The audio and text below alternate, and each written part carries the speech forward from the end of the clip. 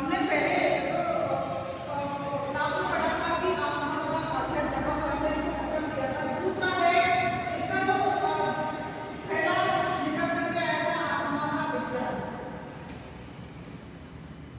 फिर इसको लगा दिया गया ये 16वीं शताब्दी की बात थी।